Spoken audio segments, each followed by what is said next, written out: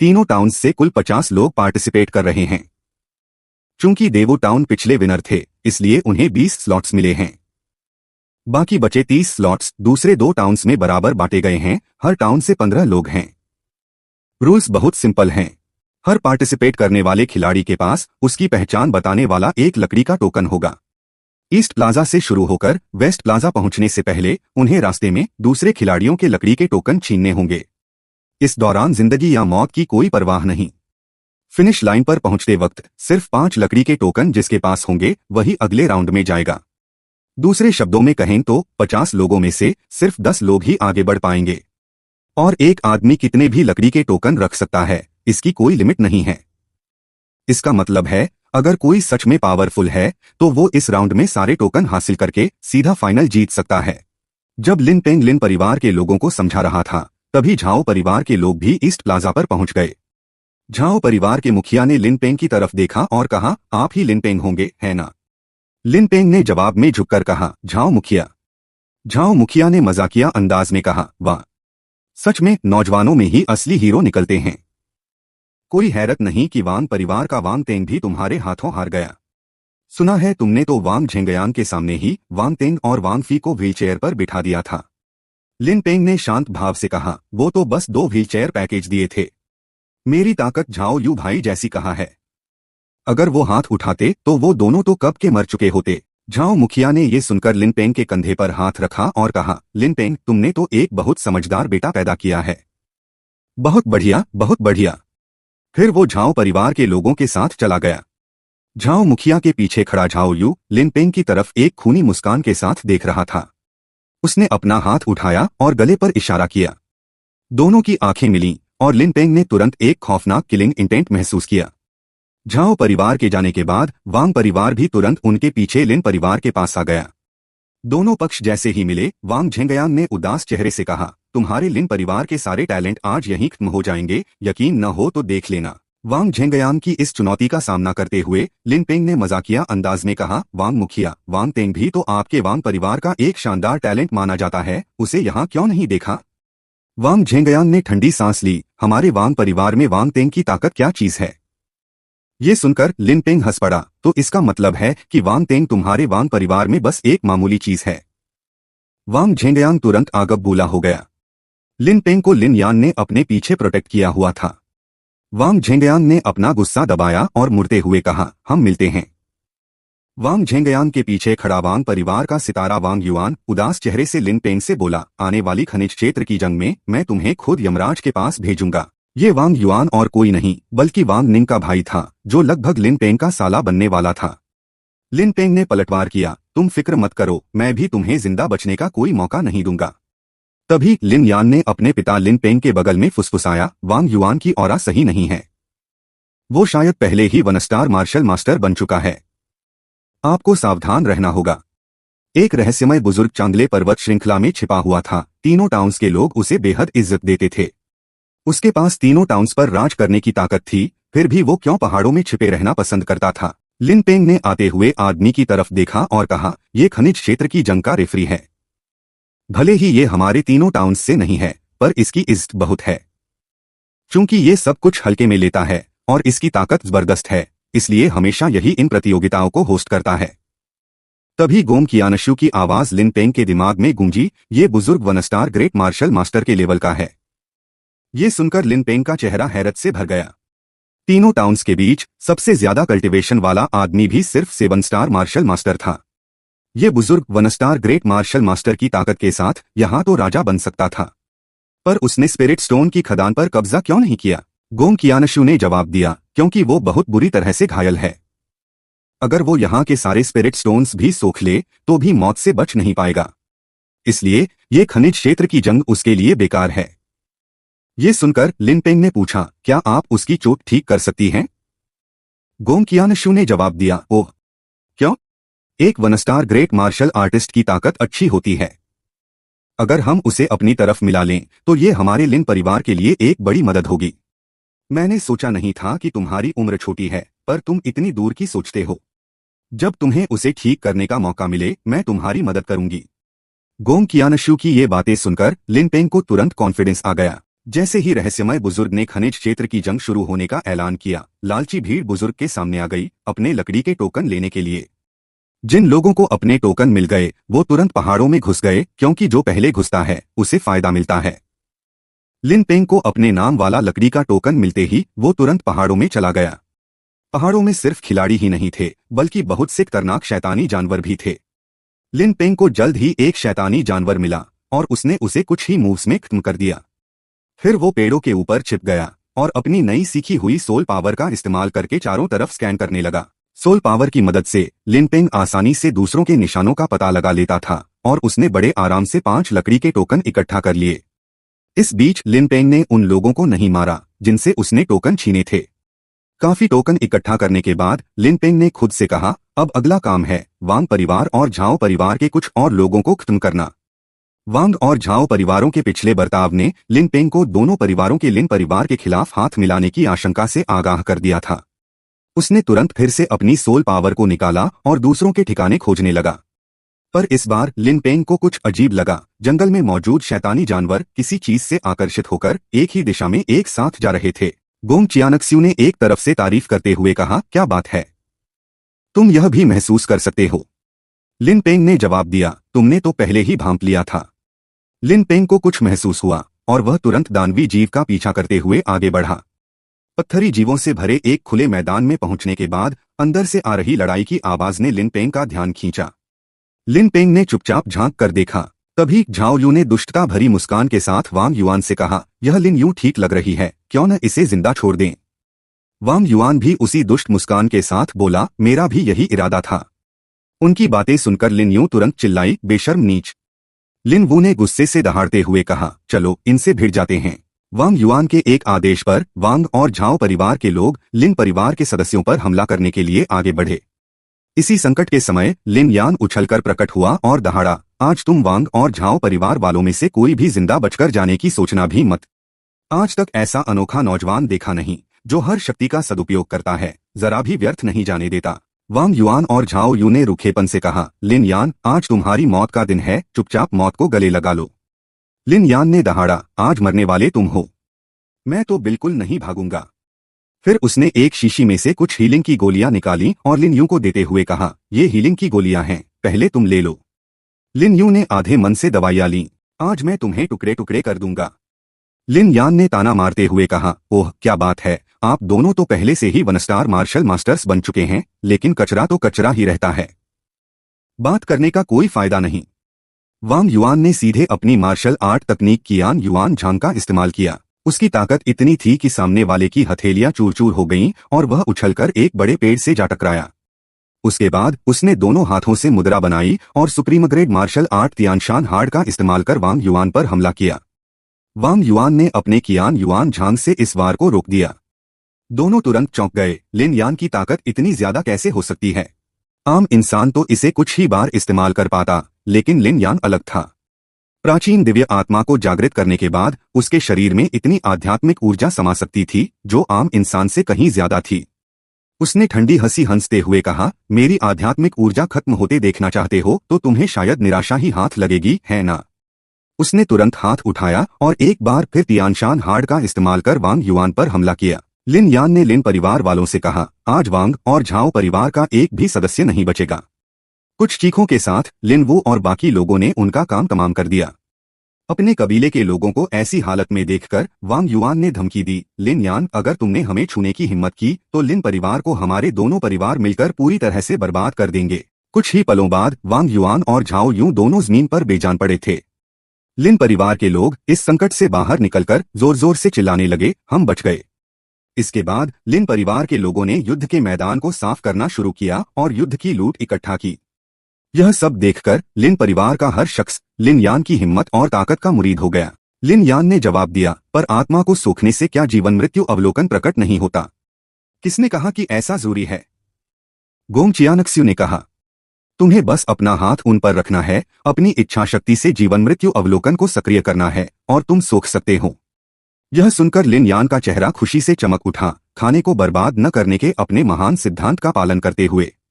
उसने लिन वू और बाकी लोगों से कहा, मेहनती और किफायती नेक नौजवान लिन यान ने आत्माओं को सूखने के बाद लिन परिवार के लोगों को लेकर मंजिल की ओर प्रस्थान किया। यह नौजवान कितना बदनसीब था कि एक ही दिन में 2 बार संयुक्त हमले का सामना करना पड़ा। लिन यान ने वांग और झाओ परिवार के लोगों से निपटने के बाद वांग झेंगयान ने देखा कि इतना समय बीत गया था, लेकिन वांग परिवार के लोग अभी तक नहीं दिखे थे। उसके दिल में एक अशुभ सी भावना पनपने लगी। इसके विपरीत झाओ परिवार का मुखिया झाओ वूजी लिन परिवार के मुखिया लिन पेंग के चिंतित चेहरे को देखकर ठंडी हंसी हंस रहा था। उन्हें क्या पता था कि उनके वांग और झाओ परिवार के सभी लोग पूरी तरह से खत्म हो चुके थे। रहस्यमयी बुजुर्ग ने फिर पहचान कार्डों की गिनती की घोषणा की। वो हाओ 10 पहचान कार्ड रुकेगा, लियू चेंग 9 पहचान कार्ड रुकेगा, चेन यू 3 पहचान कार्ड बाहर। जब लिन यान की बारी आई तो रहस्यमयी बुजुर्ग थोड़ा हैरान हुआ। अंतिम मुकाबले के नियम भी उतने ही सरल थे। वे तीनों मंच पर एक दूसरे से भिड़ेंगे और जो आखिर में मंच पर खड़ा रहेगा वही विजेता होगा। प्रतियोगिता शुरू होते ही तीनों ने अपनी अपनी शक्ति का प्रदर्शन किया। बाकी दो ने देखा कि लिन यान के पास केवल 9 स्टार लेवल की शक्ति थी। एक गड़गड़ाहट भरी आवाज के बाद दोनों नीचे उतरे और लिन यान का मजाक उड़ाते हुए बोले, तुमने एक छोटे से टेस्ट के लिए ही supreme grade heavenly martial art का इस्तेमाल कर लिया। एक 9 स्टार मार्शल आर्टिस्ट तो बस एक 9 स्टार मार्शल आर्टिस्ट ही होता है। बहुत कमजोर हो। इतना कमजोर 9 स्टार मार्शल आर्टिस्ट। अभी कुछ ही देर पहले उसने अकेले ही 2 1 स्टार मार्शल मास्टर्स को मार गिराया था। उठती हुई ऊर्जा की लहर ने सीधे दर्शकों में मौजूद युवा पीढ़ी को हक्का बक्का कर दिया। अखाड़े से धूल हटने पर तीनों अपनी अपनी जगह पर वापस आ गए। लियू चेंग ने ठंडी हंसी हंसते हुए कहा, मैंने तुम्हें कम आका, सोचा नहीं था कि तुम में इतनी बात होगी। लेकिन सुप्रीम ग्रेड मार्शल आर्ट होने से ही तुम बाजी नहीं पलट सकते। लिन यान की दिव्य आत्मा की खासियत देखकर वो हाओ ने अपनी मार्शल आर्ट तकनीक से जवाब दिया। उसकी आध्यात्मिक ऊर्जा एक लंबी तलवार में बदल गई और उसने लिन यान पर हमला किया। लिन यान ने सोल पावर का इस्तेमाल किया और शांत भाव से इस वार को रोक दिया। दर्शक दीर्घा में लिन शुअर ने सीधे लिन यान की खूब तारीफ की कि वह कितना कमाल का है, जबकि लिन पेंग हैरान था। अखाड़े में एक विशाल लहर उठी और लिन यान की ओर तेजी से बढ़ी। लिन यान ने यह देखकर तुरंत अपनी पूरी सोल पावर का इस्तेमाल किया। एक गुस्से भरी दहाड़ के साथ उसकी सोल पावर ने वो हाओ की आध्यात्मिक ऊर्जा की लंबी तलवार को पल भर में चकनाचूर कर दिया। उसकी शक्ति इतनी जबरदस्त थी कि वो हाओ भी उछलकर दूर जा गिरा। जहां तक लियू चेंग की बात है, वह तो सीधे बेहोश हो गया। वो हाओ तुरंत लिन यान का इरादा समझ गया। तुम ऐसे अहम मौके पर अपनी शक्ति बढ़ाना चाहते हो? यह तो खुद अपनी मौत को दावत देना है। वो हाओ ने तुरंत लिन यान पर हमला किया। लो, अब तुम्हें दिखाता हूं एक 2 स्टार मार्शल मास्टर की ताकत। एक बार फिर उसकी आध्यात्मिक ऊर्जा तलवार में बदल गई और उसने लिन यान पर वार किया। फिर उसने तियानशान सील का इस्तेमाल कर वो हाओ पर हमला किया। मार्शल मास्टर बनने के बाद तियानशान सील की ताकत एक 3 स्टार मार्शल मास्टर के वार के बराबर थी। रहस्यमयी बुजुर्ग ने यह दृश्य देखकर मन ही मन कहा। इसी संकट के समय रहस्यमयी बुजुर्ग ने अपना हाथ लहराया और दहाड़ा, दफा हो जाओ। आध्यात्मिक ऊर्जा के एक झटके ने तुरंत वो हाओ के पिता वो गांग को अखाड़े से बाहर कर दिया। वह सीधे कई दसियों मीटर दूर जा गिरा। उसी पल लिन यान का तियानशान सील का वार उतरा। एक जोरदार आवाज के बाद लिन यान ने आधिकारिक तौर पर जीत हासिल की। रहस्यमयी बुजुर्ग ने फिर कहा, देवू टाउन के वो परिवार ने नियमों का पालन नहीं किया और उनका अपमान किया, इसलिए अगले सीजन में उनकी प्रतियोगिता का अधिकार रद्द किया जाता है। वो परिवार के लोगों को भी उनका उचित अंजाम मिला। वे भीड़ की घृणित नजरों के बीच उदासी से चले गए। तभी रहस्यमयी बुजुर्ग ने लिन यान से कहा। लिन पेंग ने यह देखकर सीधे लिन यान के सामने प्रकट हुआ और उन पर चिल्लाया, वांग झेंगयांग, झाओ वूजी, तुम लोग क्या चाहते हो? इसी संकट के समय गोंग चियानक्स्यू ने लिन यान से शांत भाव से कहा, मुझे हाथ उठाने की जरूरत नहीं, कोई मदद करने आएगा। कोई मेरी मदद करेगा? कौन? कहा? हमारा जिज्ञासु लिन यान। इस स्थिति ने लिन पेंग को लिन यान से कहने पर मजबूर कर दिया, छोटा यान, शुअर को लेकर जल्दी से निकल जाओ। खुशकिस्मती से गोंग चियानक्स्यू की याद दिलाने पर लिन यान तुरंत भागा नहीं। जब तीनों पक्ष एक दूसरे का सामना कर रहे थे, तभी एक आवाज पूरे अखाड़े में गूंज उठी, वांग झेंगयांग, झाओ वूजी। लिन यान को उत्सुकता हुई, झो गेजू ने उन 2 बेकार लोगों से निपटने के लिए सीधे सोल पावर का इस्तेमाल क्यों नहीं किया? गोंग चियानक्स्यू ने जवाब दिया, इस झो गेजू ने शायद अभी तक सोल पावर की साधना नहीं की है, वरना एक ही बार उन दोनों को बुरी तरह घायल करने के लिए काफी होता। चारों ने कुछ देर लड़ाई की, फिर अपनी अपनी जगह पर वापस आ गए। ये बातें सुनकर वांग और झाओ दोनों तुरंत ढीले पड़ गए। उन्होंने रहस्यमय बुजुर्ग की ताकत अपनी आंखों से देखी थी। यह देखकर दोनों को हार माननी पड़ी। वांग झेंगयांग ने लिन पेंग पर चिल्लाया, लिन पेंग, यह हिसाब हम याद रखेंगे, देरसवेर तुम्हें चुकाना ही पड़ेगा। इस कुआंग में संग्राम में लिन यान को असीम लाभ हुए। न सिर्फ उसकी शक्ति में जबरदस्त ब्रेक थ्रू आया, बल्कि सोल फोर्स पर उसकी पकड़ भी सुपर फास्ट बढ़ गई। उसने तुरंत गोंग कायनक्यू से उत्सुकता से पूछा, आप मुझे रसायन विद्या कब सिखाएंगी? गोंग कायनक्यू मुस्कुराई, इतनी जल्दी क्या है? रसायन विद्या कोई एक रात का काम नहीं। पहले तुम कुआंग में हिस्सा लो, उसके बाद मैं तुम्हें चक्रव्यूह के कुछ एडवांस्ड गुर सिखाऊंगी। यह सुनकर लिन यान की आंखें चमक उठीं, मानो मुंह में पानी भर आया हो। रसायन विद्या और चक्रव्यूह ये आकाश निथ्या महाद्वीप के दो सबसे प्रॉफिटेबल प्रोफेशन थे। लेकिन उसकी कूल गुरु गोंग कायनक्यू ने फिर से उस पर ठंडा पानी डाला, सपने देखना बंद करो। तुम्हें अभी बहुत लंबा रास्ता तय करना है। अपनी प्रैक्टिस जारी रखो। हिम्मत हारना तो लिन यान की फितरत में था ही नहीं। वह बिस्तर पर लेटे हुए अपने सुनहरे भविष्य के सपने बुनने वाला नहीं था। 3 दिन बाद लिन पेंग, लिन यान और लिन परिवार के कुछ लोगों को लेकर चंगले पर्वत श्रृंखला में लिन परिवार के माइन एरिया पहुंचे। लिन पेंग ने कहा, यही हमारी लिन परिवार की माइन है। तुम लोग अंदर जाओ, मैं झंग लाओ से रिपोर्ट करके आता हूं। उसके बाद लिन परिवार के सभी लोग लिन यान के साथ माइन के अंदर चले गए। अंदर आते ही कुछ देर में उन्हें कई रंग बिरंगे टेम्परेरी खनिज दिखाई दिए। जैसे जैसे वे और अंदर गए, उन्हें अचानक पता चला कि लिन परिवार के माइन एरिया में कुछ लोग चोरी छिपे खनन कर रहे थे। जब वे उनके करीब पहुंचे तो पता चला कि ये चोर कोई और नहीं बल्कि देवू नगर के वुजिया परिवार से थे। दोनों ग्रुप्स आमने सामने आते ही एक्शन में आ गए। उनका लीडर कोई साधारण नहीं बल्कि एक 3 तारा योद्धा था। लिन यान ने तुरंत कहा, इसे मैं संभालूंगा। एक पुरानी कहावत है, बिना बुलाए मेहमान। लिन यान ने लिन परिवार के लिए खदान के खनन अधिकार हासिल किए थे और अब वह लिन पेंग के नेतृत्व में लिन परिवार के माइन एरिया में आया था। लेकिन यह क्या? लिन परिवार के लोग अभी संभले ही थे कि कुछ अनइनवाइटेड लोग लिन परिवार की खदान को बुरी तरह से बर्बाद कर रहे थे। लिन परिवार के महासभा एल्डर ने गरजकर पूछा, तुम कौन हो?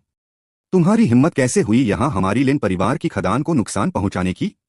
ग्रुप लीडर ने तुरंत पलटवार किया, खदानें तो धरती और आसमान के बीच जन्म लेती हैं। जो उन्हें खोदेगा वे उसी की होंगी। कब से ये तुम्हारी लिन परिवार की हो गईं? लिन यान ने एक पल में ही उनकी सच्चाई भांप ली और पूछा, क्या तुम लोग वुजिया परिवार से हो?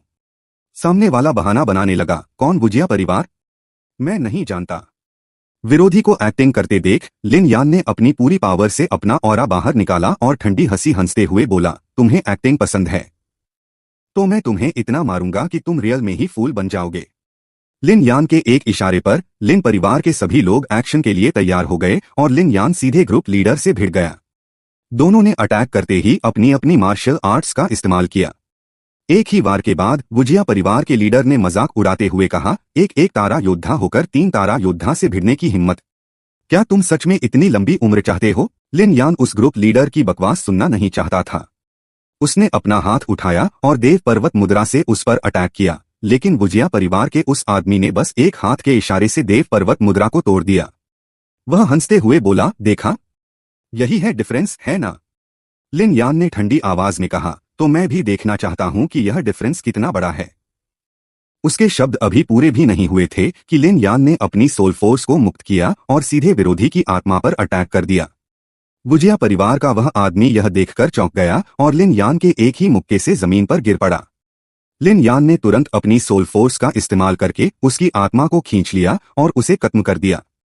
लिन यान की बैटल खत्म होते ही लिन परिवार के बाकी लोगों ने भी अपने अपने विरोधियों को निपटा दिया। जब सभी लोग बैटल फील्ड साफ कर रहे थे तभी लिन पेंग वापस माइन एरिया में आए और हैरत से पूछा कि क्या हुआ। जब लिन यान ने अपने एल्डर पिता को सारी बात बताई तो लिन पेंग जोर से हंसे, बहुत अच्छे मेरे शेर, और तुरंत लिन यान को माइन एरिया की खुदाई की सुपरविजन करने को कहा। उनका इरादा साफ था, वे चाहते थे कि लिन यान अपनी विशेष प्लांट ट्रांसफॉर्मेशन क्षमता का उपयोग करके कुछ बेनिफिट उठा ले। लेकिन इस समय लिन यान तो गोंग कायनक्यू से रसायन विद्या सीखने का बेसब्री से इंतजार कर रहा था। वह भला अपना कीमती टाइम यहाँ कैसे बर्बाद कर सकता था? उसने तुरंत इस ऑफर को ठुकरा दिया। लिन पेंग ने यह देखा तो उन्हें अपने भरोसेमंद लोगों को नियुक्त करना पड़ा और सभी को खदान की खुदाई जारी रखने का आदेश दिया। तभी गोंग कायनक्यू ने लिन यान से कहा, अब गुफा की गहराई में जाकर देखो, वहां कुछ अमेजिंग चीजें हैं। यह सुनकर लिन यान ने लिन एक्सयूयर से कहा, एक्सयूयर, मैं अंदर जाकर देखता हूं। लिन एक्सयूयर ने तुरंत उसके साथ अंदर जाने की इच्छा जताई। लिन यान अभी अपनी बहन को साथ ले जाने के बारे में सोच ही रहा था कि गोंग कायनक्यू ने फिर कहा, उसे साथ जाने दो, अंदर कोई डेंजर नहीं है। तब जाकर लिन यान मान गया। जैसे जैसे भाई बहन अंदर बढ़ते गए, आत्मिक शिला माइंस बढ़ती गईं। लिन यान ने महसूस किया, यहाँ की आत्मिक ऊर्जा बाहर से कई गुना ज्यादा घनी है। लिन यान अभी यही सोच रहा था कि उसका चेहरा अचानक हैरत से भर गया। भाई बहन के सामने सोने के रंग की कुछ चीजें चमक रही थीं। यह सोना नहीं था, बल्कि आत्मिक शिला के गाढ़े एसेंस से बनी आत्मिक अमृत गोली थी। एक आत्मिक अमृत गोली की कीमत 10 आत्मिक शिला थी, लेकिन उसके अंदर समाई आत्मिक ऊर्जा तो आत्मिक शिला से भी कई गुना अधिक थी। भाई बहन दोनों शौक में आ गए। उनके सामने ऐसी 1000 से ज्यादा आत्मिक अमृत गोली थीं। यही वजह थी कि यहाँ की आत्मिक ऊर्जा इतनी घनी थी। लिन यान ने हैरत से पूछा, यहाँ इतनी सारी आत्मिक अमृत गोली कैसे हो सकती हैं? क्या किसी ने इन्हें यहाँ रखा है? गोंग कायनक्यू ने जवाब दिया, ये सभी आत्मिक अमृत गोली प्राकृतिक रूप से बनी हैं। बस पहले किसी ने इन्हें डिस्कवर नहीं किया था। बेनिफिट न उठाना बेवकूफी होगी। लिन यान यह सुनकर तुरंत हरकत में आया और अपनी दिव्या पोटली का इस्तेमाल करके उन सभी आत्मिक अमृत गोली को अपने कब्जे में ले लिया। जब कोई बिग शॉट गुरु हो तो जिंदगी कितनी खूबसूरत हो जाती है। यह हमारा हीरो कितना भाग्यशाली था कि वह आकाश नृत्या महाद्वीप की सबसे पावरफुल ऑर्गेनाइजेशन के संप्रदाय प्रमुख का शिष्य बना, और उसकी खूबसूरत गुरु ने उसे एक देविया विद्या और एक सुपर रेयर आत्मा नृत्या क्रम सिखाई। पिछली बात से आगे। लिन यान ने सभी आत्मिक अमृत गोली लेने के बाद पहले सोचा था कि लिन एक्सयूयर को आधी दे दे, लेकिन लिन एक्सयूयर ने मना कर दिया और कहा कि लिन यान को इन आत्मिक अमृत गोली की ज्यादा जरूरत है। यह सुनकर लिन यान को तुरंत एक आइडिया आया।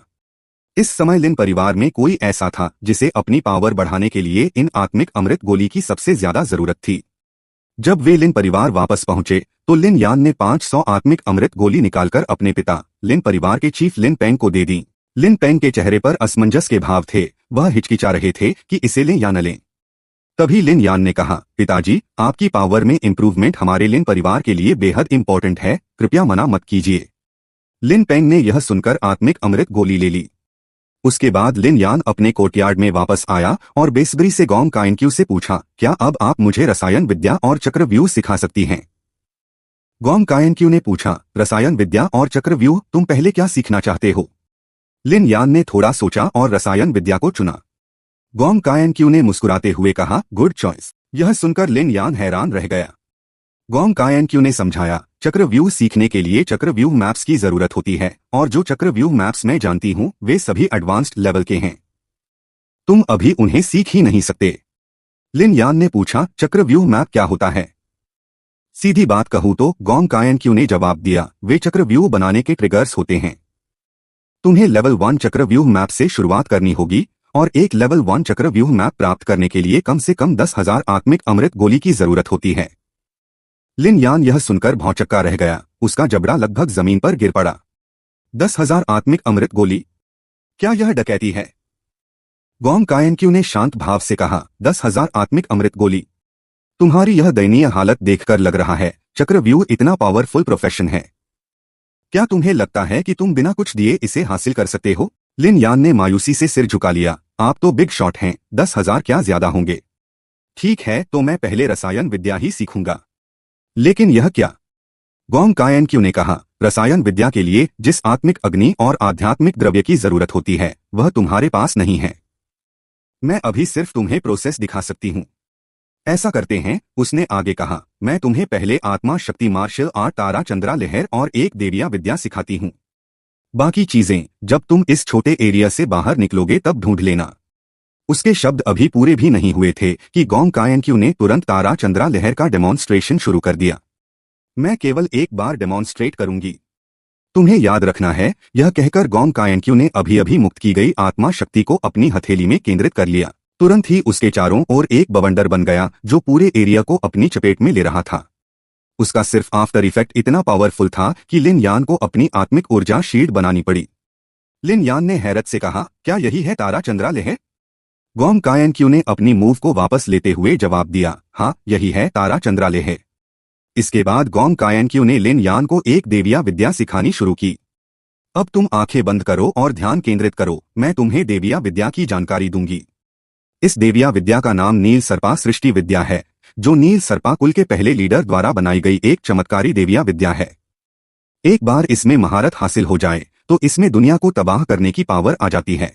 नील सर्पा सृष्टि विद्या कुल 7 चरणों में विभाजित है। नील सर्पा का रक्त, नील सर्पा की अस्थियां, नील सर्पा की घंटी, नील सर्पा का हाथ, नील सर्पा का मधु, नील सर्पा का शरीर और नील सर्पा की चाल। जैसे जैसे तुम आगे बढ़ोगे डिफिकल्टी उतनी ही बढ़ती जाएगी और इसे सक्सेसफुली प्रैक्टिस करने के लिए अनगिनत रिसोर्सेज की जरूरत होगी। अगर तुम इन सभी चरणों में महारत हासिल कर लेते हो तो तुम्हें आधा नील सर्पा कुल का सदस्य माना जाएगा। देविया विद्या की जानकारी मिलने के बाद लिन यान ने हैरान होकर कहा, कितनी पावरफुल देविया विद्या है। गोंग कायनक्यू ने कहा, मैंने बस तुम्हें रास्ता दिखाया है, बाकी प्रैक्टिस तुम्हें खुद ही करनी होगी।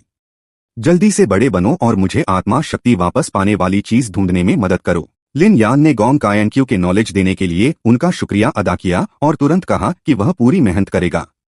यह हीरो फिर से अपना पावर शो ऑफ कर रहा है। इस सीन को देखकर यान नाम वाले कोई भी इंसान कहेगा, आई सरेंडर। लिन यान ने एक रात की मेहनत में 200 आत्मिक अमृत गोली खर्च किए, तब जाकर नील सर्पा सृष्टि विद्या के पहले अध्याय नील सर्पा का रक्त में मुश्किल से आधी रक्तवाहिनी खोल पाया। गोंग कायनक्यू ने लिन यान को दिलासा दिया, 5 चरण अवस्था में नील सर्पा का रक्त को सक्सेसफुली प्रैक्टिस कर पाना, यह टैलेंट बहुत पावरफुल माना जाता है। लिन यान ने उठकर पूछा, क्या आप मुझे कुछ हाई ग्रेड गोलियां बनाने में मदद कर सकती हैं ताकि मैं उन्हें बेचकर आत्मिक शीला पा सकूं और अपनी प्रैक्टिस जारी रख सकूं। इस छोटी सी रिक्वेस्ट के लिए गोंग कायनक्यू स्वाभाविक रूप से सहमत हो गई। तुरंत ही लिन यान ने अपनी कास्ट डिस्गाइज पहन ली और एक बार फिर मिस्ट्री मैन बनकर बालकोष भवन में पहुंचा। कियाओयन ने पहले ही मुझे आपके बारे में बताया था, लिन यान ने पवेलियन मास्टर जू के सामने अपनी धाक जमाते हुए कहा। उसने कहा था कि आप एक प्रथम श्रेणी रसायनाचार्य हैं। अब बताइए, रसायन विद्या में आपको क्या क्या शंकाएं हैं? अगर मुझे पता होगा तो मैं आपको कुछ पॉइंटर्स दे दूंगा। जाहिर है वह गोंग कायनक्यू की मदद से पवेलियन मास्टर जू को गाइड कर रहा था। कुछ देर की बातचीत के बाद पवेलियन मास्टर जू ने आदरपूर्वक लिन यान से कहा, धन्यवाद सीनियर, आपके मार्गदर्शन के लिए। ये समस्याएं मुझे वाकई बहुत समय से परेशान कर रही थीं। आपकी समस्याएं हल हो गईं। अब मेरी समस्याओं के बारे में बात करते हैं। उसके बाद लिन यान ने उन जड़ी बूटियों के बारे में बताया जिनकी गोंग कायनक्यू को जरूरत थी। पवेलियन मास्टर जू ने सुनकर पूछा, सीनियर, क्या आप वुशी डैन बनाने की सोच रहे हैं? ये जड़ी बूटियां बालकोष भवन में नहीं हैं। मुझे किंग्यांग शहर के युंजिन व्यापार संघ से इन्हें लाने में 5 दिन लगेंगे। लिन यान ने जवाब दिया, ठीक है, 5 दिन बाद मैं कियाओयन को इन्हें लेने भेज दूंगा। इन जड़ी बूटियों की कीमत क्या है? पवेलियन मास्टर जू ने कहा, आप ये क्या कह रहे हैं सीनियर? आपने तो मेरे इतने सवालों के जवाब दिए हैं। ये जड़ी बूटियां मेरी तरफ से आपको गिफ्ट हैं। लिन यान बोला, मुझे किसी का एहसान पसंद नहीं है। अगर पवेलियन मास्टर को मनी नहीं चाहिए तो जब मैं इसे बना लूंगा तो आपको एक वुशी डैन दूंगा। पवेलियन मास्टर जू का चेहरा यह सुनते ही खिल उठा। और 2 दिन पहले ही पवेलियन मास्टर जू ने अपने आदमियों से जड़ी बूटियां भिजवा दी थीं और गोंग कायनक्यू ने तुरंत 11 वुशी डैन बना दिए। उसके बाद गोंग कायनक्यू के कहने पर लिन यान एक बार फिर बालकोष भवन पहुंचा। आखिर उसने पवेलियन मास्टर जू को एक वुशी डैन देने का वादा किया था। पवेलियन मास्टर जू ने झुककर पूछा, लिन यांग मास्टर, आपके गुरुजी कैसे हैं? लिन यान ने जवाब दिया, पवेलियन मास्टर जू, आपकी चिंता के लिए धन्यवाद, मेरे गुरुजी ठीक हैं। मैं आज आदेश के अनुसार आपको एक वुशी डैन देने आया हूं। लिन यान ने पिल दी और पवेलियन मास्टर जू की गुडविल का एक और राउंड हासिल करके लिन परिवार वापस चला गया। लिन यान जैसे ही घर पहुंचा, लिन पेंग ने उसे आदेश दिया कि वह माइन एरिया से निकले आत्मिक शिला को लेकर किंग्यांग शहर जाए और उन्हें आत्मिक अमृत गोली में बदलवा ले। लिन यान उसके बाद लिन परिवार के महासभा एल्डर और लिन एक्सयूयर के साथ रवाना हुआ। तीनों जैसे ही किंग्यांग शहर पहुंचे, लिन यान अपनी आंखों के सामने की प्रॉस्पेरिटी देखकर हैरान रह गया।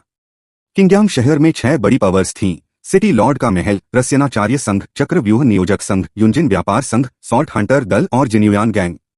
इनमें से सबसे बड़ी पावर सिटी लॉर्ड का महल थी, जो किंग्यांग शहर के सभी मामलों का प्रबंधन करती थी। हालांकि 2 बड़े प्रोफेशनल गिल्ड्स सिटी लॉर्ड का महल से नीचे थे, लेकिन वे अपने व्यापक नेटवर्क के कारण अधिक पावरफुल थे। उन्हें चाहने वाले अनगिनत थे, कोई भी उन्हें नाराज करने की हिम्मत नहीं करता था, यहाँ तक कि सिटी लॉर्ड का महल भी उनसे डरता था। यह सब जानने के बाद लिन यान का रस्यनाचार्य और चक्रव्यूह नियोजक बनने का इरादा और भी मजबूत हो गया, और लिन यान यहीं अपनी पहली हीरोइन से मिलने वाला था। युंजिन व्यापार संघ किंग्यांग शहर के केंद्रीय एरिया में स्थित था। उसके मुख्य द्वार पर खड़े गार्ड्स भी एक तारा योद्धा की पावर रखते थे और उसकी पॉपुलैरिटी भी काफी टेरिफिक थी। सुबह होने के बावजूद लोगों की भीड़ बहुत ज्यादा थी। लिन यान और उसके साथियों के यूजिन व्यापार संघ में घुसने के बाद लिन यान ने एक बहाना बनाया और महासभा एल्डर से अलग हो गया। महासभा एल्डर लिन सॉन्ग ने ताकीद की, यह जगह जियांगचुयन नगर जैसी नहीं है, तुम लोग बिल्कुल भी कोई गड़बड़ मत करना। किंगयांग शहर जियांगचुयन नगर जैसा नहीं था, यहाँ सभी खर्चों के लिए आत्मिक अमृत गोली से ही भुगतान करना पड़ता था। लिन यान की इस यात्रा का एक पर्पस अपने पास की 10 योद्धा रस को आत्मिक अमृत गोली में बदलना था, तो वह भला कोई गड़बड़ क्यों करता। लिन एक्सयूयर खुशी से मुस्कुराई और लिन यान के साथ पिल एक्सचेंज एरिया में आ गई। लिन यान ने एक्सयूयर से कहा, एक्सयूयर तुम कहीं भटकना मत, बस इसी एरिया में रहना, मैं उस तरफ जाकर देखता हूँ। लिन यान उसके बाद एक काउंटर पर पहुंचा जहां एक उम्रदराज व्यक्ति बैठा था। उसकी पोशाक देखकर लग रहा था कि वह एक द्वितीय श्रेणी रस्यनाचार्य है। लिन यान ने विनम्रता से कहा, श्रीमान मैं यहाँ पिल एक्सचेंज करने आया हूँ। एल्डर ने मुस्कुराते हुए उसका स्वागत किया। लिन यान ने एक योद्धा रस निकाली और पूछा, आप इसकी क्वालिटी के बारे में क्या सोचते हैं और इसकी क्या कीमत होगी। एल्डर एक पल के लिए चौंक गया और मन ही मन सोचा, इस युवा के पास योद्धा रस कैसे हो सकती है। फिर उसने लिन यान से कहा, इस योद्धा रस की क्वालिटी ही इसकी अंतिम कीमत तय करेगी। मुझे किसी को कॉल करना होगा ताकि वह इसकी अप्रेजल कर सके, कृपया इंतजार कीजिए। लिन यान को नॉड करते देख एल्डर ने और समय बर्बाद नहीं किया और तुरंत पीछे का लकड़ी का पर्दा हटाकर अंदर चला गया। 3 मिनट भी नहीं हुए थे कि लकड़ी का पर्दा फिर से खुला और तुरंत ही लिन यान की नजरों के सामने एक जोड़ी लंबी खूबसूरत फेरी लेग्स चमक उठी। जो अंदर आई थी वह एक बेइंतहा हसीन लड़की थी। उसकी पोशाक देखकर पता चला कि वह तो एक तृतीय श्रेणी रस्यनाचार्य थी। हॉल में मौजूद लोगों ने उस लड़की को देखते ही एक्साइटमेंट से शोर मचाना शुरू कर दिया। लड़की ने लिन यान की योद्धा रस उठाई और अपना परिचय दिया, नमस्ते, मेरा नाम लिउ एक्सयूएन है। क्या यह योद्धा रस आपकी है। कुछ भी हो, ब्यूटीफुल लड़की जहां भी जाती है वह भीड़ का फोकस बन जाती है। लिन यान भी उस ब्यूटीफुल लड़की के चार्म का विरोध नहीं कर पाया। उसका चेहरा शर्म से लाल हो गया और वह हकलाने लगा, हाँ हाँ यह मेरी है।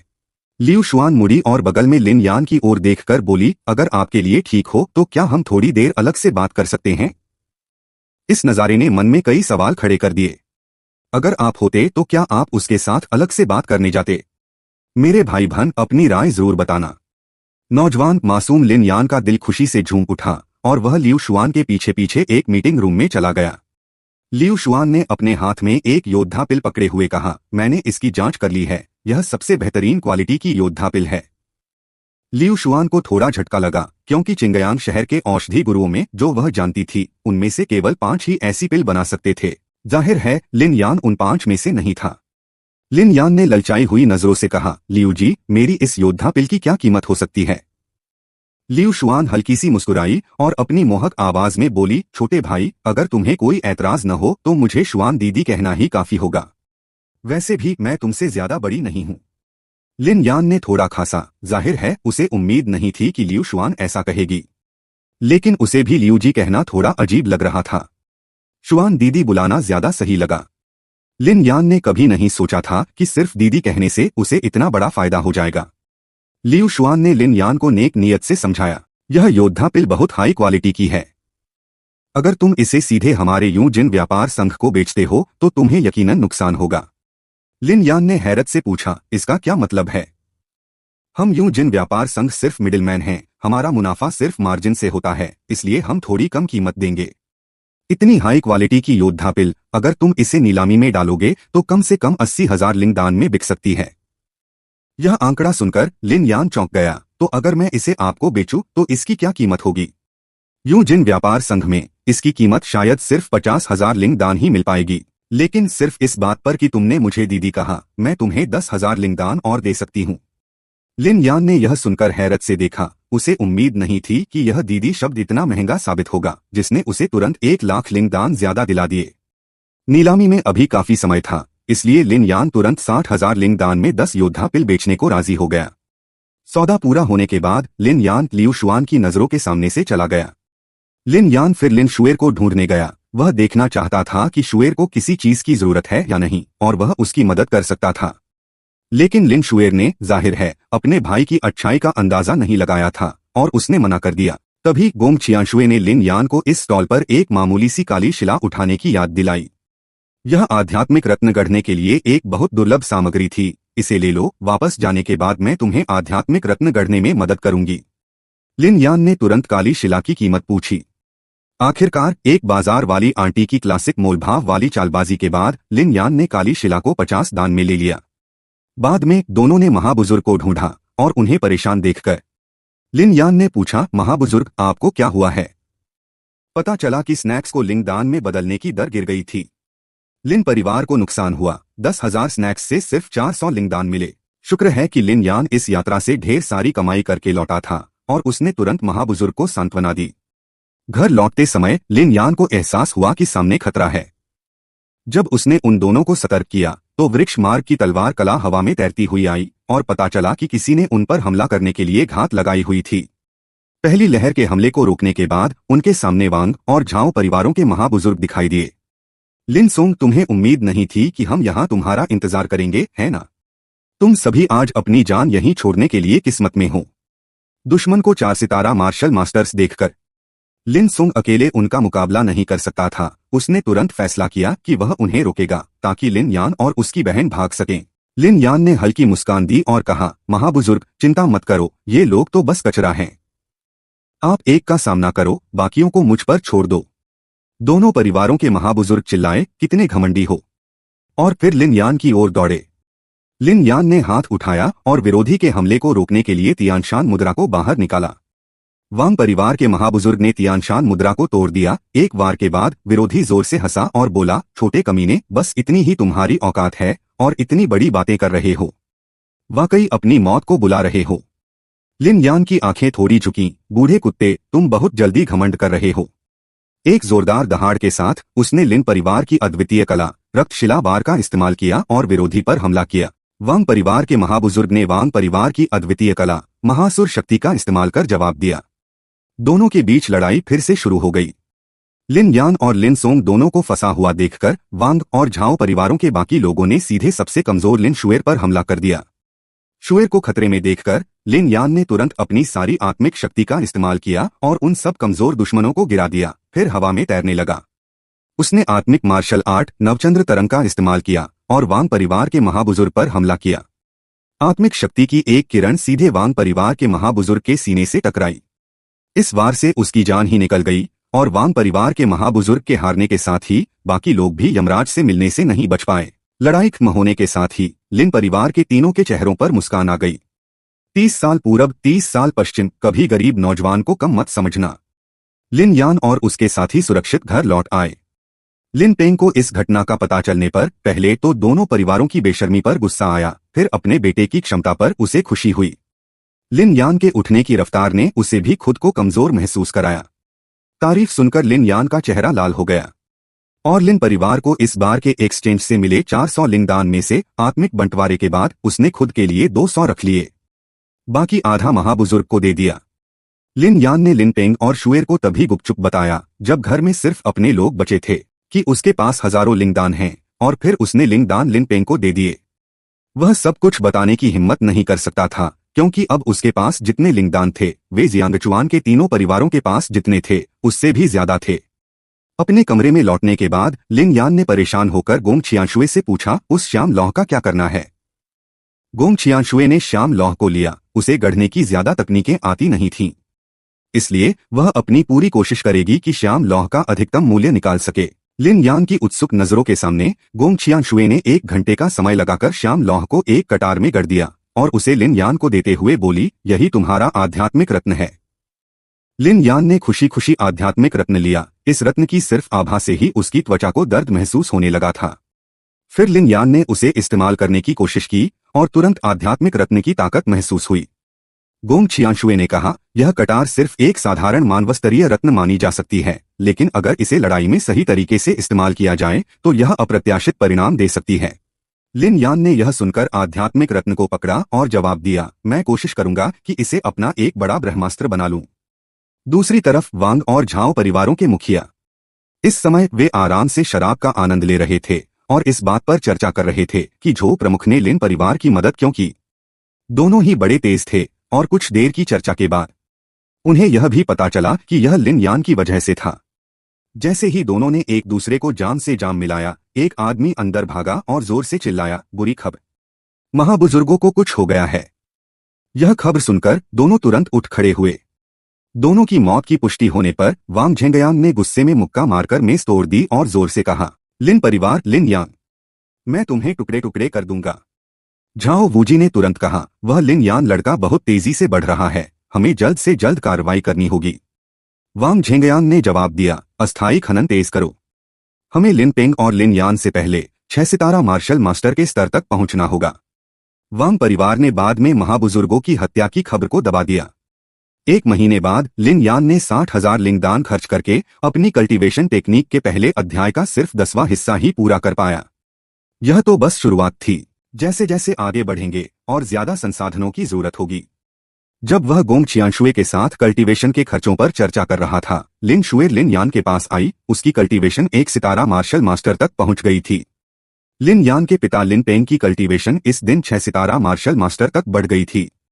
लिन परिवार आखिरकार वांग और झाओ परिवारों के साथ अपने दुश्मनी का हिसाब चुकता करने की तैयारी कर रहा था।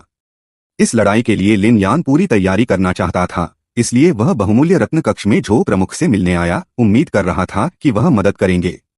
पिछली बार गोंग छियांशुए के गुप्त मार्गदर्शन के बाद झो प्रमुख का औषधि बनाने का स्तर सीधा बढ़ गया था और जल्द ही वह दूसरे स्तर के औषधि गुरु बन जाएंगे। उन्होंने आभार व्यक्त किया। लिन परिवार को पिछली बार लिंग दान के बदले बहुत कम अनुपात मिलने का पता चलने पर उन्होंने तुरंत अपने यूजिन व्यापार संघ का एक वीआईपी कार्ड निकाला और लिन यान को दे दिया। इस कार्ड से लिन परिवार को भविष्य में लिंग दान एक्सचेंज करने का अनुपात बहुत बेहतर मिलेगा।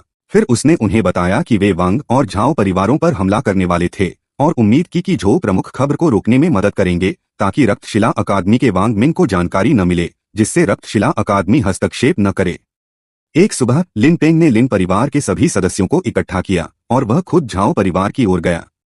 दूसरी तरफ उसने लिन यान और महाबुजुर्ग को कुछ लोगों के साथ वांग परिवार पर नजर रखने के लिए भेजा।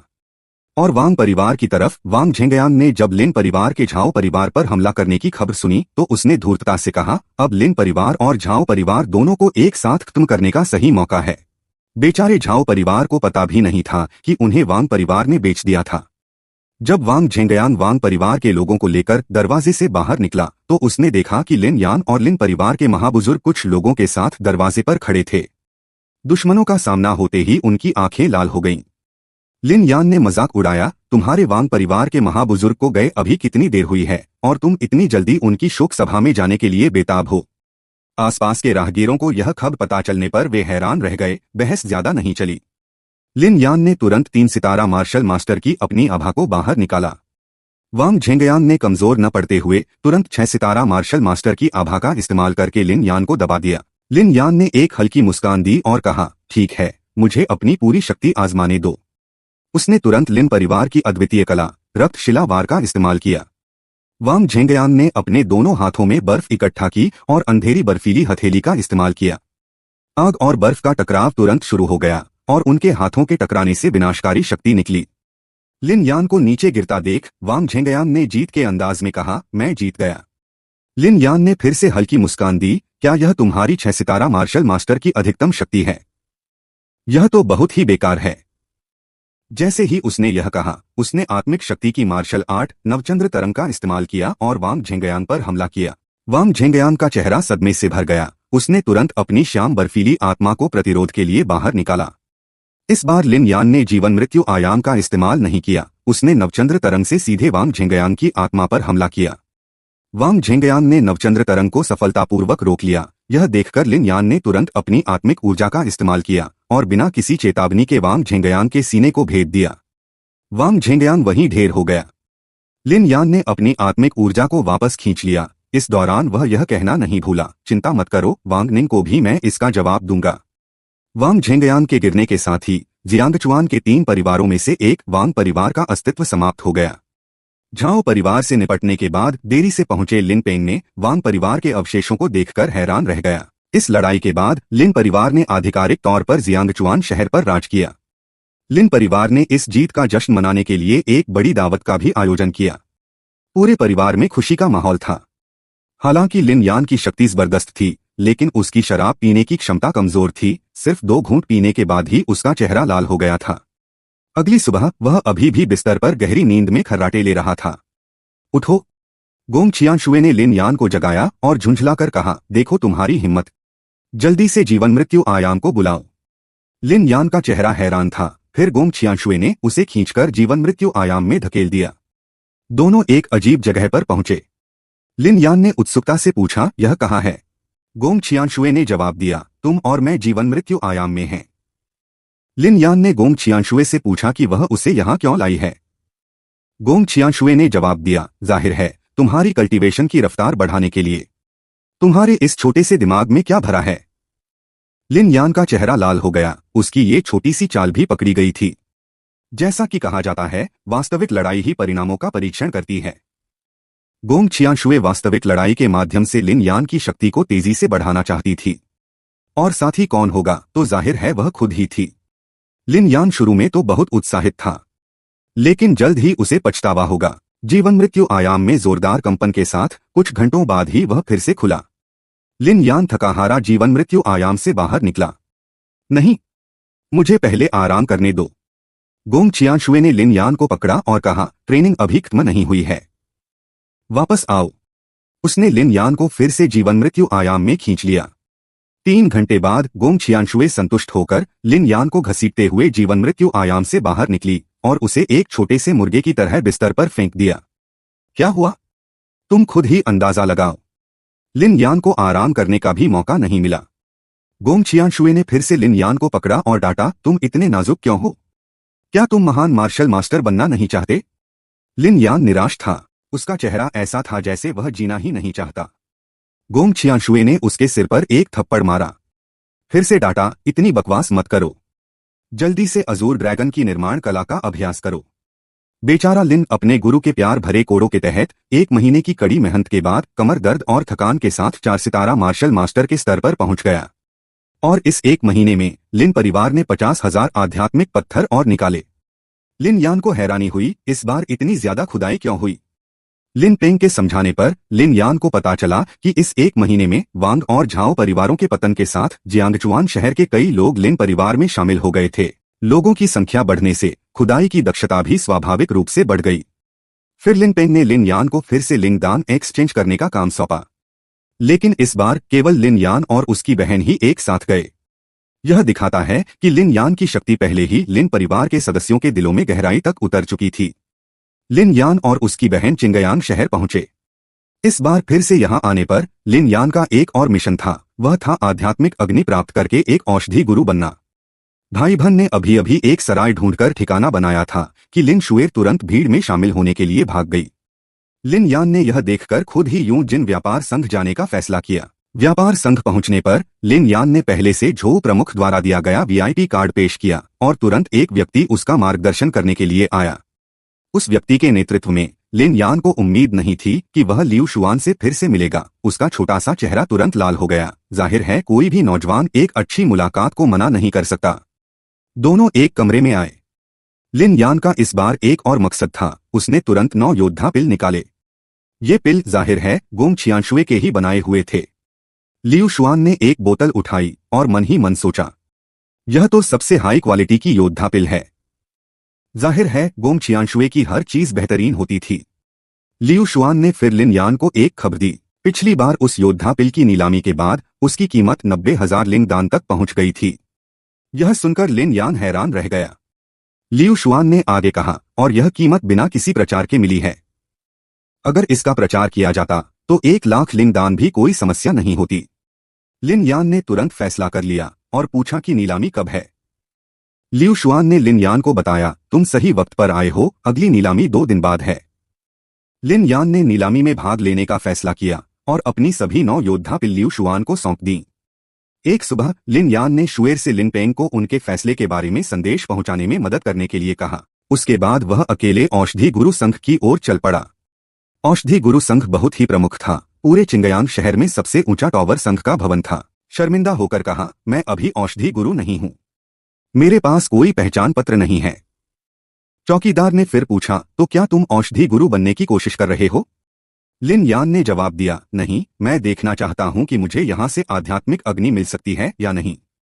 तो क्या तुम्हारे पास कोई सिफारिश पत्र है? नहीं, नहीं है। चौकीदार ने यह सुनकर सीधे बेरुखी से कहा, तो हम तुम्हें अंदर नहीं जाने दे सकते, जल्दी जाओ। तभी लियू शुआन अंदर से बाहर आई और बोली, लिन यान छोटे भाई, क्या इत्तेफाक है कि हम फिर मिल गए। चौकीदार तुरंत सम्मानपूर्वक लियू शुआन को सलाम करने लगा। लिन यान ने हैरानी से पूछा, शुआन दीदी, आप औषधि गुरु संघ से हैं? बाद में लियू शुआन की मदद से लिन यान सफलतापूर्वक औषधि गुरु संघ में प्रवेश कर गया।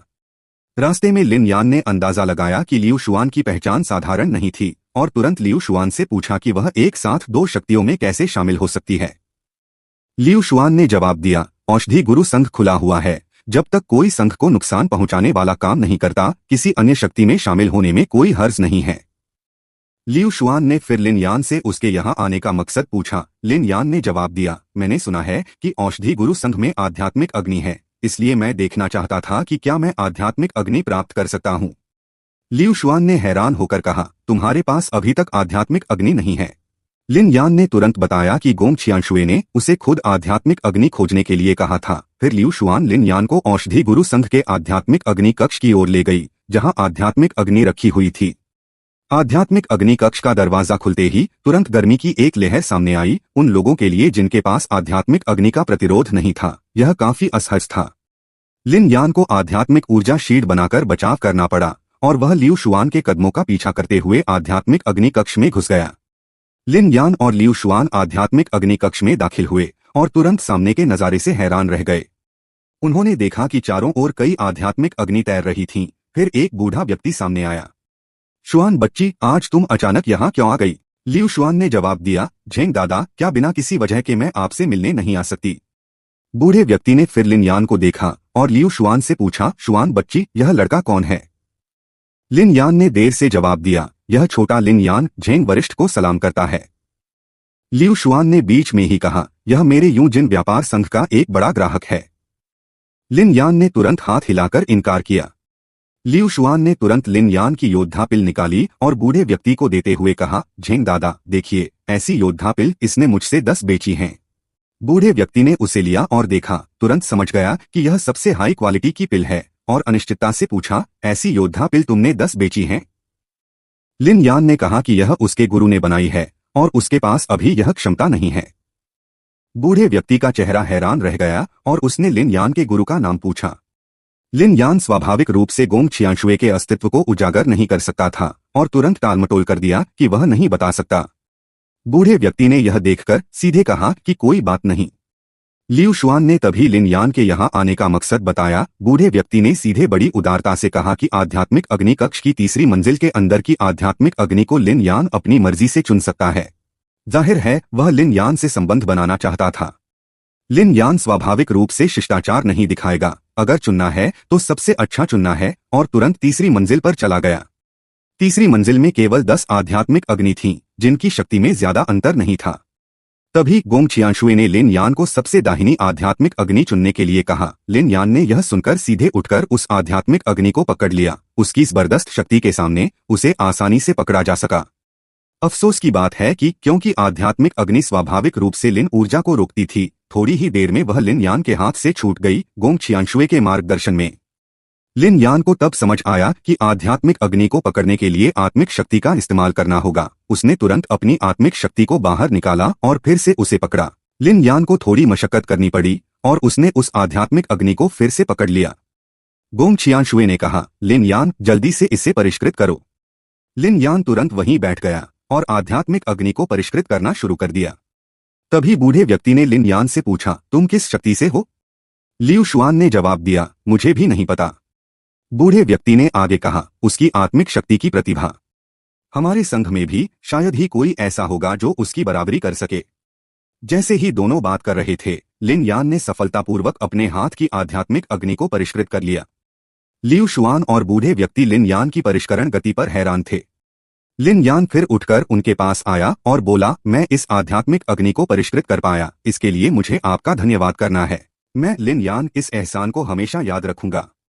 यह काम होने के बाद तीनों आध्यात्मिक अग्नि कक्ष से बाहर निकले। बूढ़े झेंग ने जाते हुए लिन यान को देखा और गहरी सांस ली। यह लिन यान साधारण इंसान नहीं है, आने वाले समय में उसका भविष्य बहुत उज्जवल होगा। एक खूबसूरत महिला का साथ अक्सर कुछ छोटे मोटे झमेलों को आकर्षित करता है। लिन यान अभी आध्यात्मिक अग्नि कक्ष से बाहर ही निकला था कि सामने खड़े व्यक्ति ने उससे और लियू शुआन के रिश्ते के बारे में सवाल करना शुरू कर दिया। जाहिर है यह लियू शुआन का कोई प्रशंसक था। अफसोस उसे अभी यह नहीं पता था कि चापलूसी से आखिरकार कुछ नहीं मिलता।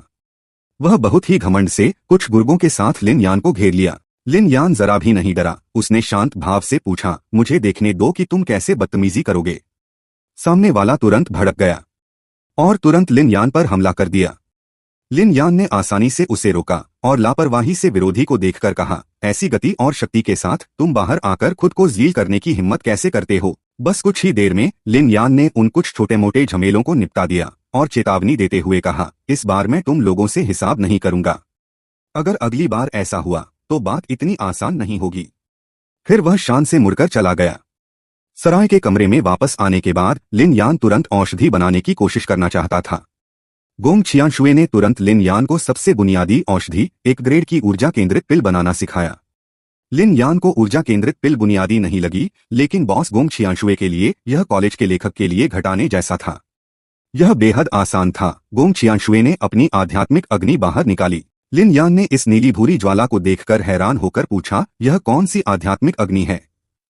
गोंग छियांशुए ने जवाब दिया, यह आध्यात्मिक अग्नि सूची की आध्यात्मिक अग्नि है, जिसका नाम दहकती चंद्र बर्फीली ज्वाला है।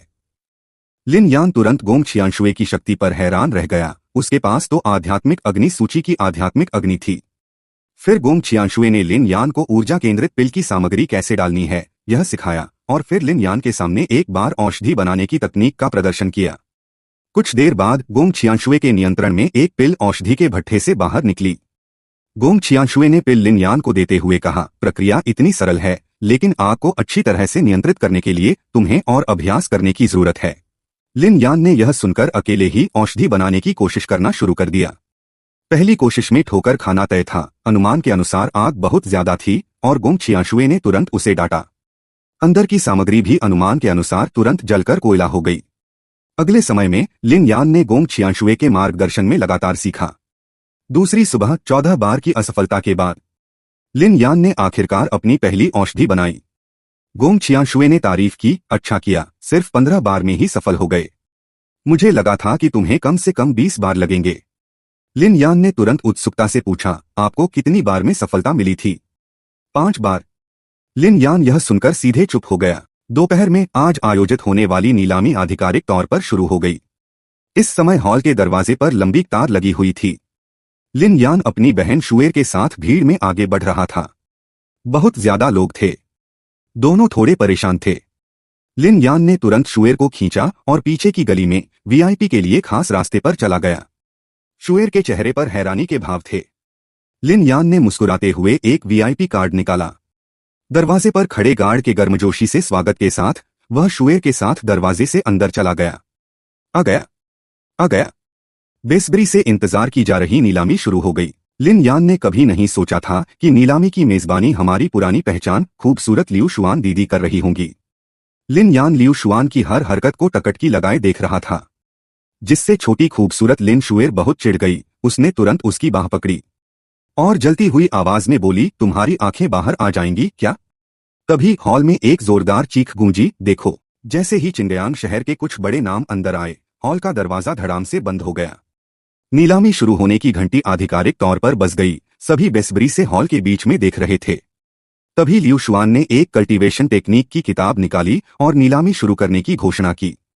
पहली ही चीज 30,000 लिंगदान में बिकी। लिन यान भी यह देखकर हैरान रह गया कि नीलामी हॉल वाकई बहुत खतरनाक था। इसके तुरंत बाद दूसरी चीज थी कई मानवस्तरीय आध्यात्मिक रत्न। 30,000 लिंगदान से यह भीड़ द्वारा 60,000 तक पहुंचा दिया गया। जैसे ही जिन्युआन गैंग के तीसरे बुजुर्ग ने बात की, पूरे हॉल में केवल उसकी और उसके बगल वाले की आवाज ही सुनाई दे रही थी। इन लोगों के इतने उत्साहित होने का पूरा श्रेय लियू शुआन को जाता था। वे तो बस एक खूबसूरत महिला को खुश करने की सोच रहे थे और यह आध्यात्मिक रत्न उनके प्रयासों से आखिरकार 80,000 लिंगदान में बिका। तीसरी चीज ने तो हॉल में मौजूद सभी को हैरान कर दिया। यह पूरे चिंगयांग शहर में एक बहुत ही दुर्लभ मानवस्तरीय टॉप ग्रेड की मार्शल आर्ट की किताब थी, जिसकी शुरुआती बोली 1 लाख थी। जिन्युआन गैंग के तीसरे बुजुर्ग ने आते ही कीमत 1.5 लाख तक पहुंचा दी। हॉल में तुरंत सन्नाटा छा गया। जाहिर है ऐसी कीमत में केवल वीआईपी सीटों पर बैठे लोग ही भाग ले सकते थे। लियू शुआन ने देखा कि काफी देर तक कोई बोली लगाने वाला नहीं था। उसने पूछा, क्या कोई और बोली लगाएगा? लिन यान अचानक खड़ा हुआ और चिल्लाया, 1,55,000। बगल में खड़ी शुएर भी डरकर खड़ी हो गई। उसने लिन यान से पूछा, तुम यह क्या कर रहे हो? उसने घबराहट में कहा, अगर लिन परिवार को बेच भी दें तो भी इतना पैसा नहीं निकलेगा। लिन यान को यकीन था, अगर यह मार्शल आर्ट की किताब हाथ लग गई तो चिंगयाम में लिन परिवार के बसने का आधा काम हो जाएगा। लियू शुआन ने आवाज सुनी और मन ही मन सोचा, यह तो लिन यान छोटा भाई है। तीसरे बुजुर्ग ने गंभीर भाव से चिल्लाया, 1,60,000। एक पल के लिए हॉल में केवल उसकी और लिन यान की आवाज ही रह गई। जब कीमत 1,95,000 पर पहुंची तो तीसरे बुजुर्ग के बगल वाले व्यक्ति ने उसे याद दिलाया, यह कीमत इस मार्शल आर्ट की किताब के मूल्य से ज्यादा हो गई है। तीसरे बुजुर्ग ने यह देखकर लिन यान को गड्ढे में धकेलने की तैयारी की और सीधे कीमत को 2,10,000 तक बढ़ा दिया। शुक्र है कि गोंग छियांशुए ने लिन यान को गुप्त रूप से याद दिलाया और शुएर भी बगल से उसे रोक रही थी। लिन यान तब इस गड्ढे में नहीं कूदा। तीसरे बुजुर्ग ने देखा कि उसकी चाल सफल नहीं हुई और खुद ही लिन यान से मात खा गया। वह तुरंत गुस्सा हो गया। दोनों के बीच दुश्मनी यहीं से शुरू हो गई। लियू शुआन ने यह देखकर हल्की मुस्कान दी, यह छोटा लड़का हमेशा इतना अप्रत्याशित होता है। और अब लिन यान की पिछली बोली लगाई गई 9 योद्धा पिल की बारी थी। पूरा हॉल तुरंत गर्म हो गया। आखिरकार आज यहाँ आए कई लोग इन योद्धा पिल के लिए ही आए थे। लिन यान के व्यापार संघ ने योद्धा पिल का प्रचार पूरी ताकत से किया था, जिसके परिणामस्वरूप जैसे ही लियू शुआन ने 9 योद्धा पिल निकाली, हॉल में मौजूद सभी लोग उत्तेजित हो गए। आखिरकार इस दुनिया में कल्टीवेशन ही सभी शक्ति की कुंजी है। जाहिर है इसमें वह व्यक्ति शामिल नहीं है जिसके पीछे एक बड़ा बॉस है। नीलामी हॉल ने इन 9 योद्धा पिल को 3 समूहों में बांटा। हर समूह में 3 पिल 1,50,000 लिंग दान से शुरू। यह दाम कई लोगों की पहुंच में थे। जैसे ही लियू शुआन ने पहले बैच की नीलामी का ऐलान किया, मैदान में मौजूद लोग तुरंत बोली लगाने लगे और क्षण भर में ही कीमत 2,70,000 लिन डैन प्रति बैच तक जा पहुंची। इन जोरदार बोलियों को सुनकर लिन यान भी थोड़ा हैरान रह गया। जैसे ही वह करोड़पति जीवन का सपना देख रहा था, इस नीलामी की आखिरी और सबसे महत्वपूर्ण चीज सामने आई। यह एक 2 स्तरीय व्यू चित्र था जिसकी शुरुआती बोली 2 लाख लिंग दान थी। 2 स्तरीय व्यू चित्र सुनकर लिन यान बिल्कुल भी शांत नहीं रह पाया। क्या यह वही चीज नहीं थी जिसका वह सपना देख रहा था?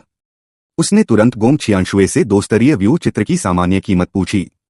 गोंग छियांशुए ने लिन यान को बताया, एक शक्तिशाली 2 स्तरीय व्यू चित्र लाखों लिंग दान का होता है और एक साधारण भी 4 लाख से कम का नहीं होगा। लिन यान ने यह सुनकर हल्की मुस्कान दी, लगता है अभी अभी मिले 10 लाख लिंग दान तुरंत काम आने वाले हैं। इस 2 स्तरीय व्यू चित्र की लोकप्रियता योद्धा पिल से कम नहीं थी। जब तक शिकारी प्रभु पंथ के युवा मास्टर ने बात नहीं की, हॉल शांत नहीं हुआ। आखिरकार आम लोग उसे नाराज करने की हिम्मत नहीं करते थे, लेकिन तीसरे बुजुर्ग ने उसे बख्शा नहीं। सीधे कीमत को 3,20,000 तक बढ़ा दिया। दोनों ने एक दूसरे को देखा और उनके बीच शक्तियों और धन की प्रतिस्पर्धा आधिकारिक तौर पर शुरू हो गई। उन दोनों के प्रयासों से 2 स्तरीय व्यू चित्र की कीमत 5,50,000 तक पहुंच गई।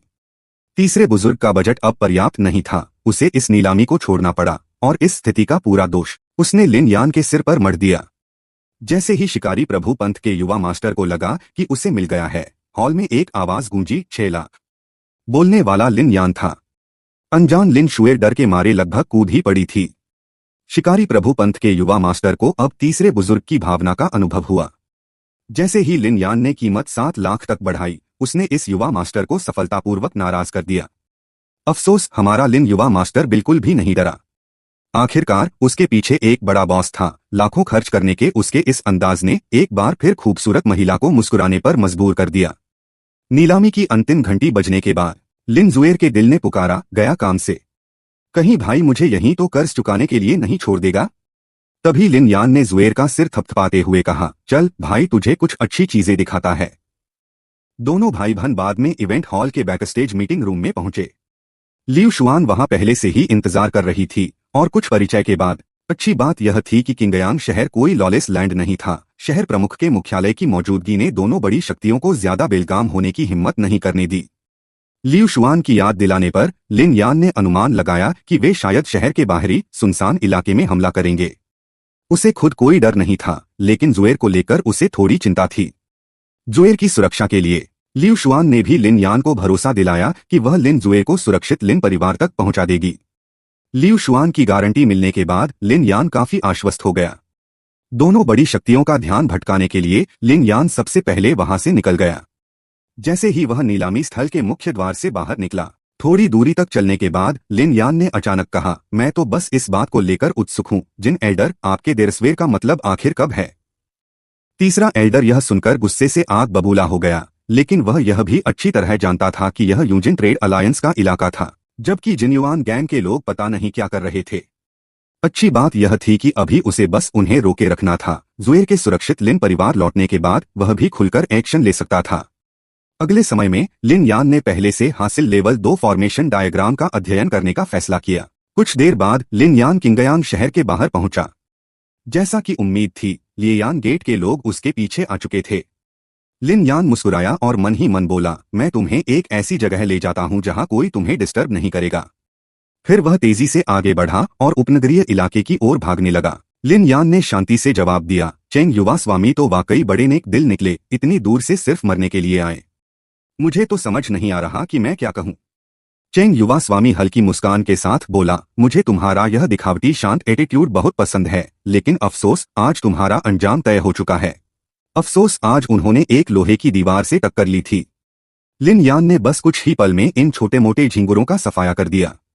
यह नजारा देखकर चेंग युवा स्वामी का मुंह खुला का खुला रह गया।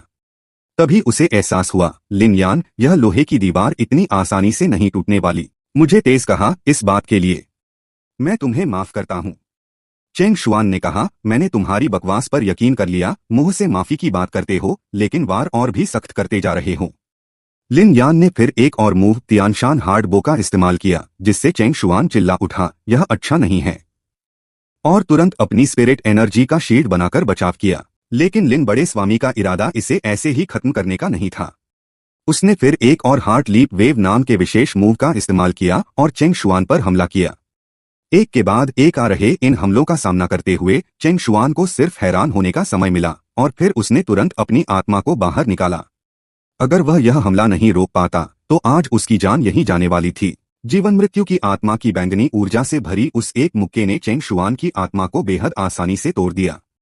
वह इस हमले से पीछे की ओर हवा में उछल गया और 3 पेड़ों से टकराने के बाद ही रुका।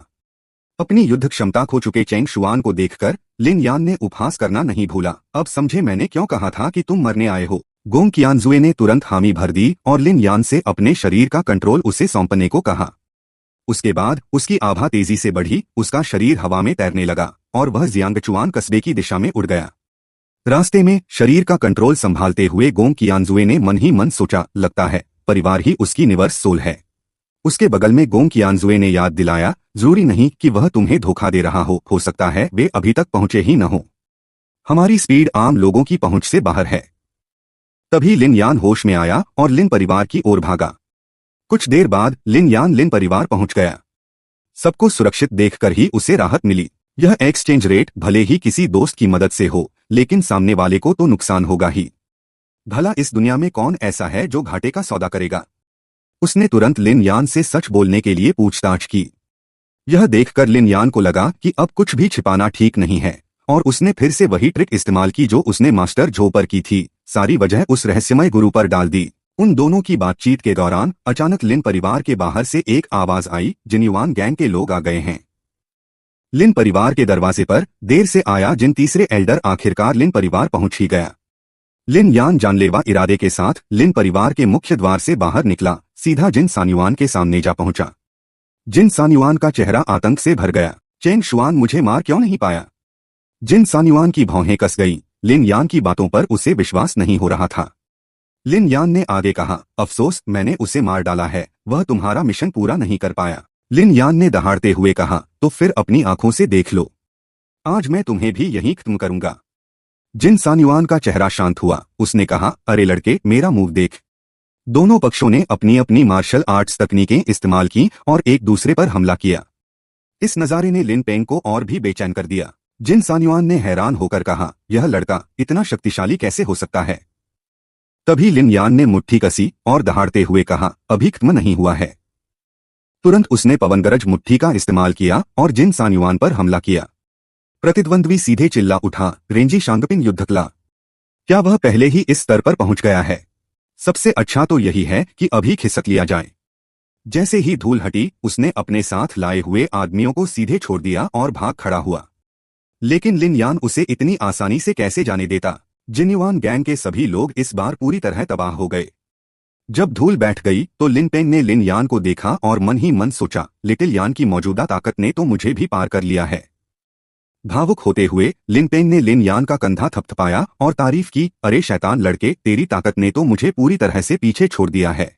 लिन पेंग ने आह भरी और कहा, तुम यह बच्चा सचमुच एक मार्शल आर्ट्स दीवाना हो। रात होने पर लिन यान अपने कमरे में लौट आया। इस लड़ाई में उसने न केवल जिन सान्युआन की आत्मा को अवशोषित किया था, बल्कि उसे लाखों स्पिरिट पिल और स्पिरिट गैदरिंग 3 की मार्शल आर्ट्स बुक भी मिली थी। कुछ देर बाद लिन यान लिन परिवार के मुख्य हॉल में आया। सामने आए लोगों को देखकर उसे काफी हैरानी हुई। आने वाले ली शुआन और मास्टर झो थे। वे लिन परिवार में एक बहुत ही महत्वपूर्ण बात बताने आए थे। लिन यान ने चेंग शुआन और जिन सान्युआन को खत्म कर दिया था। यह बात उनकी संबंधित शक्तियों को पता चल चुकी थी।